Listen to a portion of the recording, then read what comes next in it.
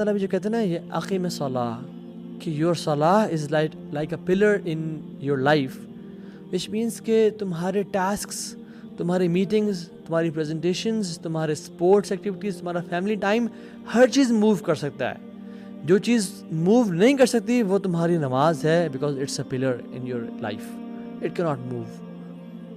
تم ہر چیزوں کو شفٹ کر دینا لیکن کبھی نماز کو شفٹ نہ کرنا، لیکچرز شفٹ کر دینا، میٹنگ شفٹ کر دینا، ہر کام شفٹ کر دینا، مگر کبھی نماز کو شفٹ نہ کرنا۔ نماز اپنے وقت پہ پڑھنا اور وقت پہ پڑھنا، یعنی قیام میں بہت ساری چیزیں آتی ہیں۔ قیام میں صرف پڑھنا نہیں ہے، یعنی وضو اچھے طریقے سے کرنا، مسجد میں جا کے پڑھنا، خشوع سے پڑھنا، سنت کے مطابق پڑھنا، صلو کما رأیتمونی اصلی، اس طرح نماز پڑھو جیسا تم مجھے دیکھتے ہوئے پڑھتے ہو۔ یہ سب نماز کو قیام کرنے کی چیزیں ہیں۔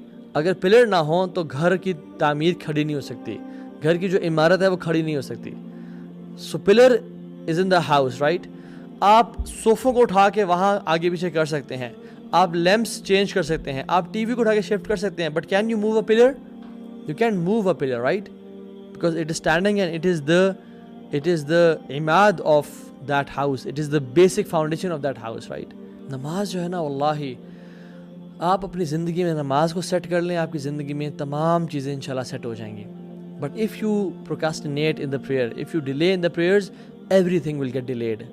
Your marriage will get delayed, your risk will get delayed, your health will get delayed, your risk, family life, happiness will get delayed, each and everything will get delayed if you will delay the prayer.